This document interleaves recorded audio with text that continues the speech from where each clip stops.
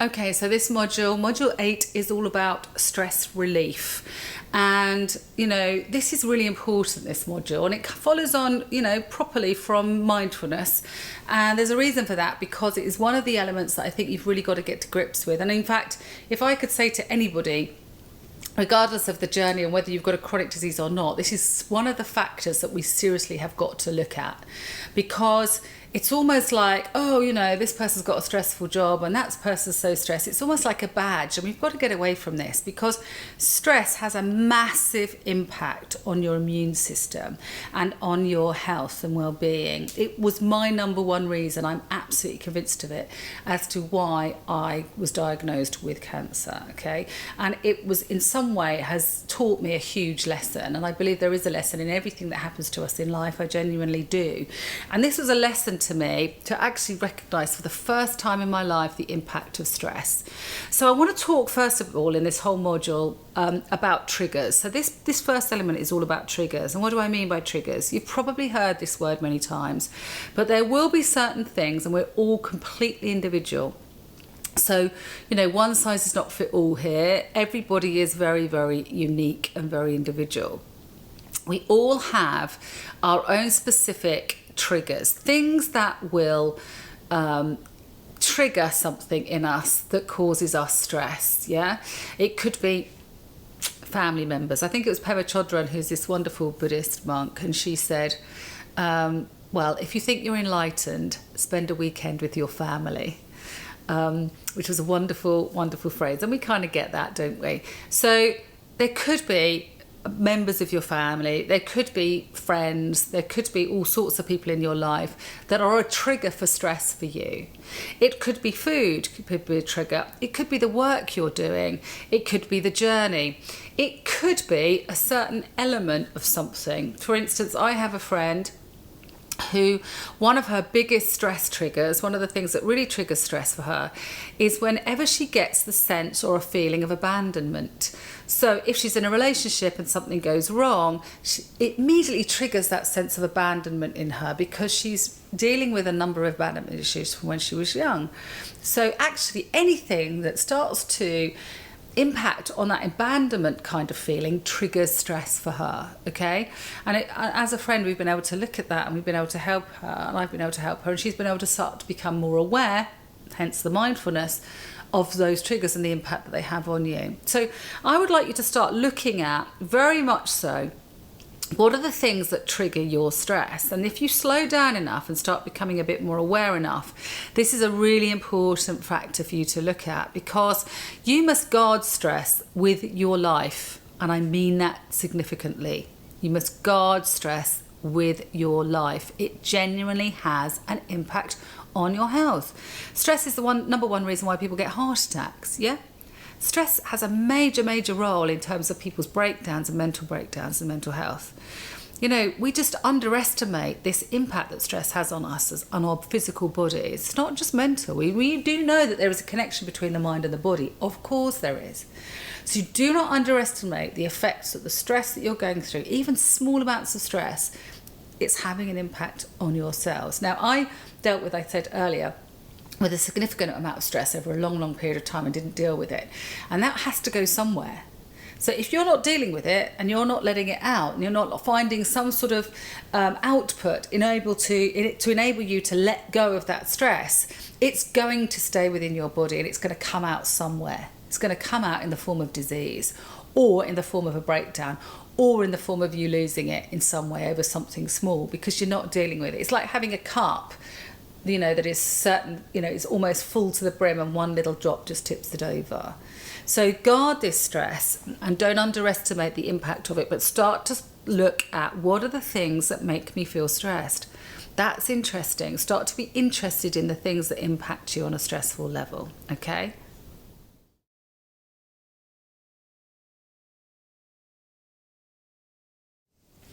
Okay, so once you start becoming aware of what triggers the stress in you, so once you started to look at what is it that causes me stress, I now want you to look at the impact of that stress on you, okay? So this whole piece now is about what does that have? What impact does it have on your thoughts? What impact does it have on you? What impact does it have on your body? I'll give you an example.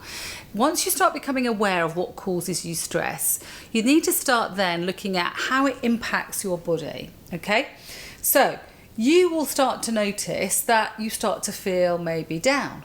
You might start to feel a bit depressed.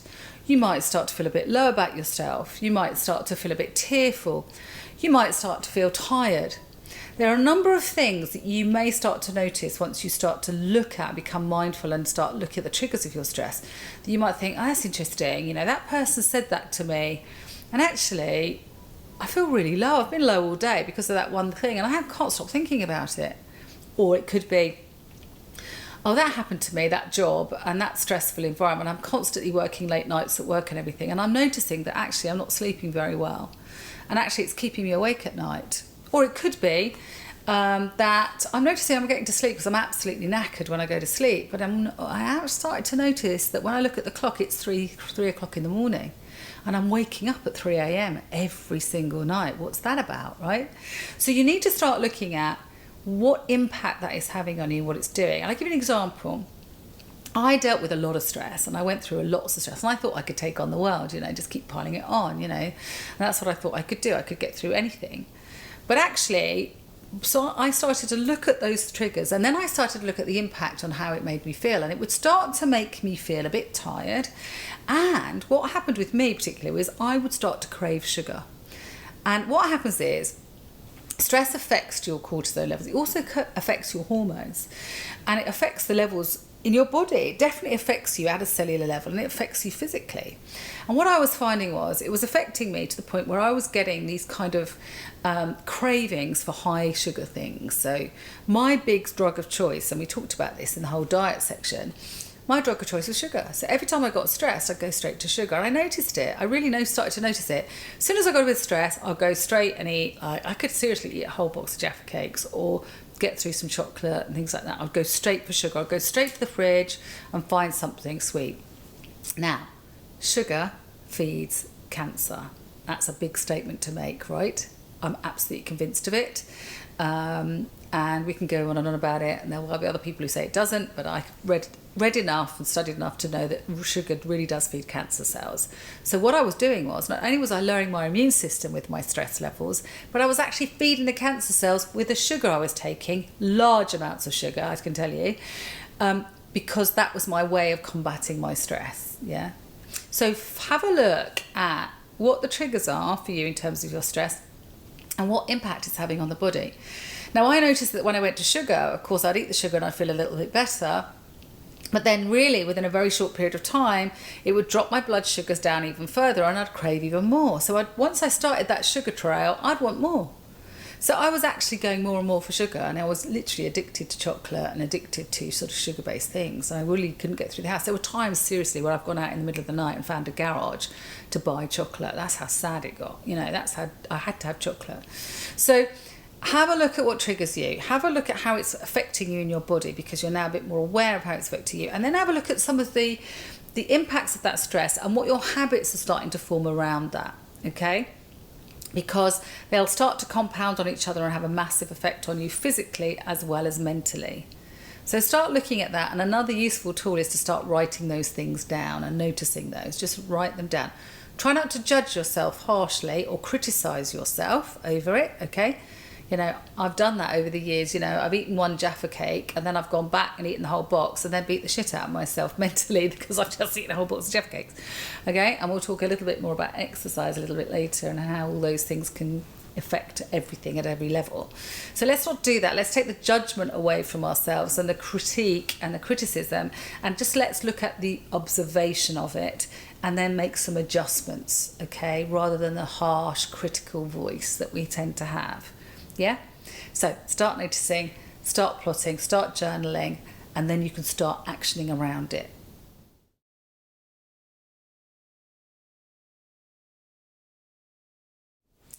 Okay, so this section we've spoken about the placebo effect. Yeah, we talked about how you could give someone a sugar pill, and if you convince them enough, they would believe that that's curing them. So we know that the thoughts and what you think about has an effect on you physically. We know it has an effect on the cells. We absolutely know this. It's scientific. It's not even, oh, maybe it does. There are enough studies to show that it does have an effect. Okay, so we also know that the cells will be affected by stress, and we also know that you do need an element of stress sometimes. There are situations when you do need that adrenaline, when you do need a little bit of a kick. I get that, but most of the time, unless we're being kind of attacked by a tiger, we seriously do not need to go into this fight or flight mode, which we do tend to hover in between all the time, between this fight and flight mode, right? So guard your thoughts. We talked about that before. So here is the technique as well about belief systems, and the belief systems that you hold about yourself and what you do are really important. Now, in the last element of this module, I started to sort of talk briefly about how you judge yourself and how we tend to be our own harsh critic. And to be honest, if you spoke to your friends the way you talk to yourself, you wouldn't have any friends. We are particularly hard on ourselves. And most people I know are. There are some people who are amazing with themselves, and I take my hat off to them. They've obviously had a very different kind of upbringing, or they've had a different environment in which to develop a range of very positive belief systems around themselves, and that's amazing. But most of the people I've spoken to have a very harsh way of viewing themselves, and they're very critical. And the things we say to ourselves sometimes are quite astounding. And actually, we have to be very, very aware of our belief systems. And there are other things around, not just the things we tell ourselves, but the thoughts and the belief systems that we've adopted. So you may have a set of belief systems that will say, well, the only way I'm going to do anything is that I have to work really, really hard. In order to be successful, I've got to earn this amount of money, or a whole range of belief systems that feel that, if I'm not nice to people, or I don't do this, or if I do that more, they'll love me more. And if they love me more, then I'll fit in. And all of this kind of belief systems. So here's an exercise for you to do. I want you to sit down, and I want you to put on a piece of card, put at the top of the title, old beliefs, old way of being. Okay? So you put old beliefs, old way of being, and then you write on that card all of the things that you believe in, like you have to work hard to get money doesn't grow on trees, you've got to be nice to people, otherwise they won't like you. It's really important to do that. All the belief systems, I'm not lovable, I need to lose weight, all the kind of stuff that you believe in, all that kind of things, okay?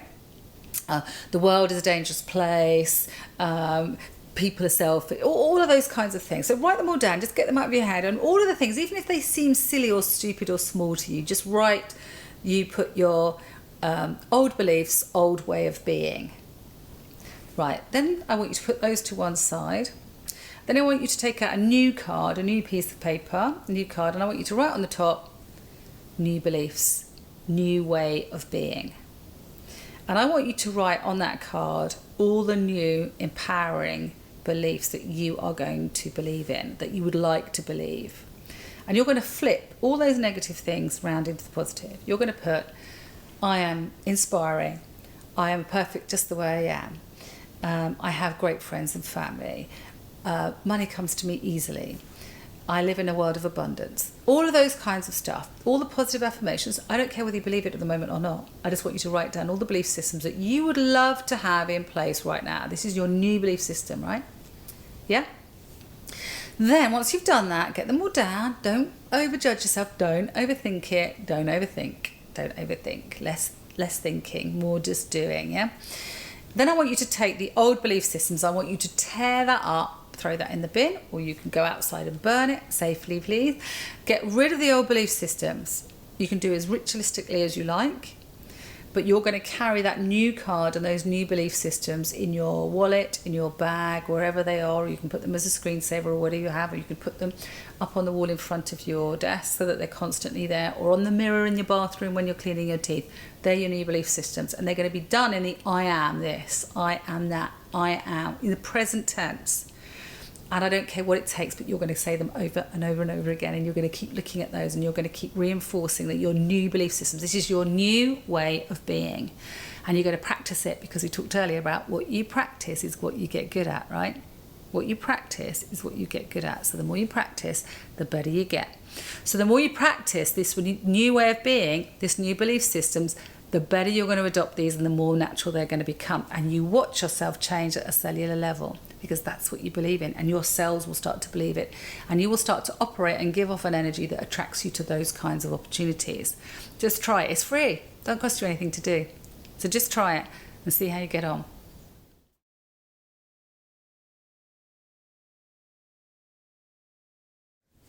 Okay, so we couldn't actually finish this model without talking about relaxation. And it's one of the things that I think we need to learn. It sounds ridiculous, doesn't it? But I have noticed over the years that people really don't factor relaxation in, and they kind of wait till maybe, I don't know, they go on holiday, or they spend the whole year working their things off, and then they have 2 weeks of relaxation a year. Well, genuinely that isn't enough, and it's not good enough, and we need to start factoring relaxation, and it's really, really important. I noticed that I came from a background where, having had this journey, it's really enabled me to really reflect and have a look at why I held certain beliefs. If you've done that exercise that we talked about earlier about your belief systems, some of those old belief systems that you've written down will have come from somewhere. They won't be your beliefs. They may have been beliefs that you've adopted or adapted from your family. Sometimes we inherit our belief systems from our parents, or from teachers, or from people of influence in our lives. And actually, when we start to challenge them and look at them, we realise they're not actually our beliefs. So I know when I was looking at the whole relaxation thing, when I was forced to relax, because through the cancer treatment I was forced to relax, it absolutely floored me, particularly the radiation. I was exhausted. There were times where I had to literally have a nap. And I always had this belief that if you had a nap in the afternoon, that was lazy. That was really not the right thing to do.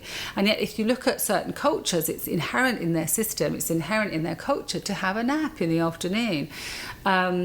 And it's quite beneficial. Just a short nap can actually be very beneficial and start to rejuvenate you and bring you your energy levels back. But I came from a background of people that were huge workaholics, and I think it was indoctrinated to me in an early age that, if you weren't working or doing something, you were lazy. And I did start to notice that I couldn't even sit still for 2 seconds. I couldn't even watch a film without doing something else. And you may notice also, it might be at work, that you might be doing your work and eating your lunch at the same time. And I have a friend, I remember being in Spain last year for a few days, and a friend of mine who's a lawyer there said he finds it astounding, that people would call him from England for some of the international work that he did, and they'd call him over lunchtime, and they would get kind of cross that he wasn't there, or if he may picked up the phone, he would be having lunch with family and friends, or he'd say, I'm sorry, but I'll call you back after 2, and they'd get quite angry and frustrated with him. He said, well, who's right or wrong? He said, because we think it's crazy the way you live in the UK. You eat a sandwich while you're doing your work. He said, we stop at lunchtime. We go and meet our friends or our family. We have a really proper lunch. We eat really good food, vegetables, salads, fish, fruit, meats. And then we might have a little nap after lunch. And then we go back to our work quite fresh, and we maybe work a little bit later. And then we'll have something lighter in the evening, or a little bit of a more social thing in the evening, or go home and spend time with our family. He said that you have this thing where it's not right to sit and have lunch. It's almost like if you go for a lunch, or you go for your full lunch hour at work, you're almost frowned at. So through this whole journey, I've had to learn to relax, and not just relax physically, but relax the mind as well. And think about it.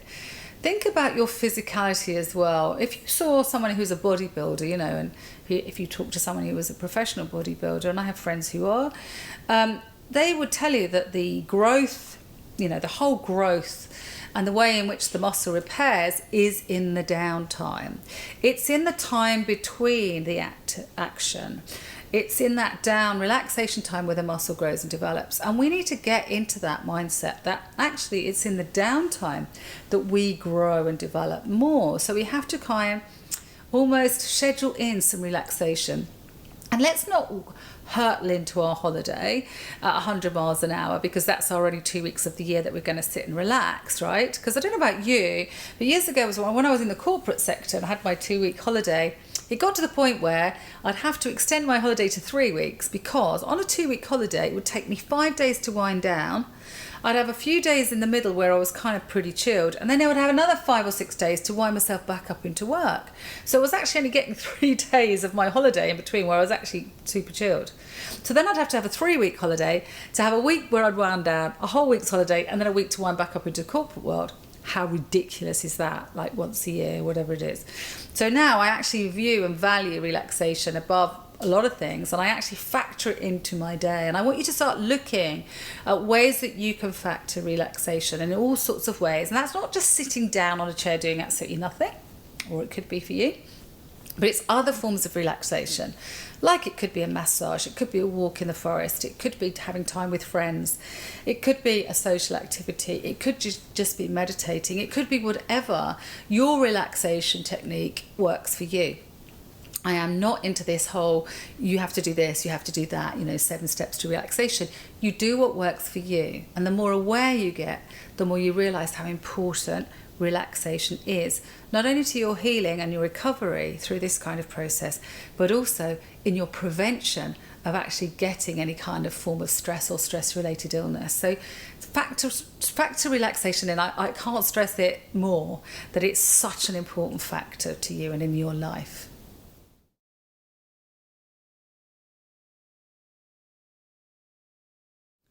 So I'm going to conclude this whole module by looking at faith and healing.